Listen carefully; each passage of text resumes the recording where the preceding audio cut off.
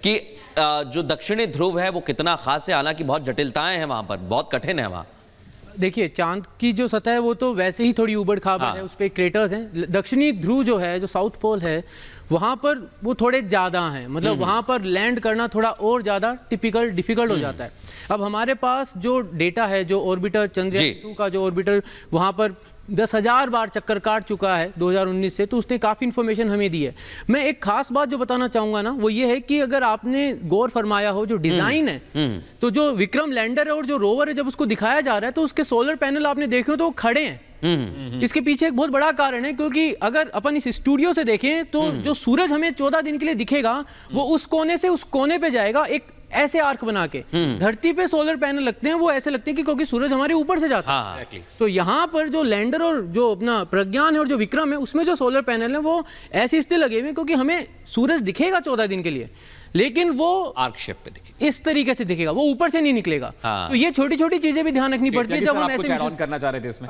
दूसरा मैं वही कह रहा था कि शायद जो हमारा एनिमेशन आप दिखा रहे हैं ना विक्रम का, उसमें सेंटर में जो हमारा वो नहीं है, इंजन नहीं है, चार ही हैं।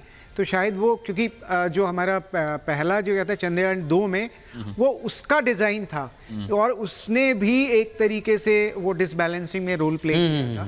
तो इस बारी उसमें चार ही अलग है, पीछे लगे। हाँ जी, अब सेंटर में नहीं है। हाँ, सेंटर में नहीं है, तो एक ये इम्प्रूवमेंट है हमारे विक्रम। उससे हमें फ्यूल की कैपेबिलिटी भी बढ़ गई। और हाँ, और दूसरा ये कि वेट कम हो गया उसका, तो पेलोड हम ज़्यादा लेके जा सकते हैं, और जो फ्यूल एफिशिएंसी मतलब जो भी हम उसको कर सकते थे ऑप्टिमाइज, वो करें। क्योंकि कल एक न्यूज़ था कि अभी हमारा उसमें काफ़ी सारा फ्यूल बचा हुआ है प्रोपल्शन मॉड्यूल में, और उससे कांटेक्ट भी जो है हमारा मैं एक चीज और समझना चाहूंगा, इसके बाद हम सृष्टि का रुख करेंगे, जनता का रुख करेंगे, क्योंकि आपने कहा कि जो चंद्रयान 2 था और जो हम चक्कर लगा के बहुत कुछ सीखे हैं, बहुत कुछ समझा है, तो ये कितना महत्वपूर्ण हमारे लिए इस मिशन में साबित हो रहा है, और आने वाले 15 मिनट जो महत्वपूर्ण बताए जा रहे हैं उसमें कितना महत्वपूर्ण रहेगा ये देखिए, एक्चुअली चांद की जो इमेजेस हमारे पास हैं, जो अपने चंद्रयान 2 के ऑर्बिटर ने दी है, वो बहुत ही हाई रेजोल्यूशन इमेजेस हैं। तो उसी से ही तो वो एक डिसीजन जो लिया गया ना, लैंडिंग साइट हमारी कौन सी होगी, हम कहाँ जाके लैंड करेंगे, तो 2 पॉसिबल लैंडिंग साइट्स रखी हैं। एक वो है जो 23 तारीख के लिए रिजर्व्ड है,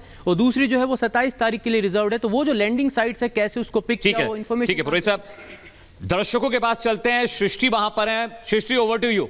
बिल्कुल अमित, देखिए जितनी भी तकनीकी बातें हैं वो हम लगातार अपने जो वैज्ञानिक हैं, पूर्व वैज्ञानिक, उनसे समझ रहे हैं। गजेंद्र जी भी हमारे साथ लगातार मौजूद हैं, कविताओं के जरिए भी हम समझ रहे हैं। लेकिन जो जनता है वो देखिए बहुत देर से यहाँ पर इंतजार कर रही है। हम एक बार उनसे बात करना चाहेंगे। सर, आप कुछ कहना चाह रहे थे। भारत माता को सम्मान दिलाने के लिए और विश्व कल्याण के लिए जो हमारे वैज्ञानिकों ने किया है, मैं उनको 4 लाइनें मैं भी समर्पित करना चाहता हूँ। जी बोलिए।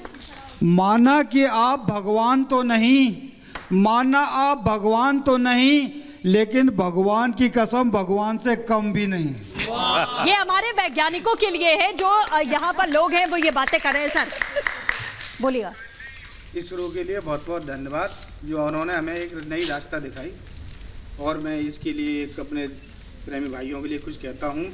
झुक जाएंगे चांद सितारे, चंद्रयान 3 तेरे नाम से, जब आसमान में तिरंगा फहराएगा बड़ी शान से। बिल्कुल, आसमान में तिरंगा फहराएगा बड़े शान से। पीछे भी कुछ लोग हैं अब जो रह जा रहे हैं, उनसे हम बात करते हैं। आपने भी कुछ लिखा है। जी हाँ, मैं सभी भारतवासियों की तरफ से इसरो को एक मैसेज देना चाहता हूँ, संदेश देना चाहता हूँ। डियर इसरो, टूटा था संपर्क, संकल्प तो नहीं, एक प्रयास गया था, विकल्प तो नहीं। विश्वास है हमें तुम्हारी कर्म शक्ति पर, पहुँचे के हम चांद पर, थोड़ा देर ही सही।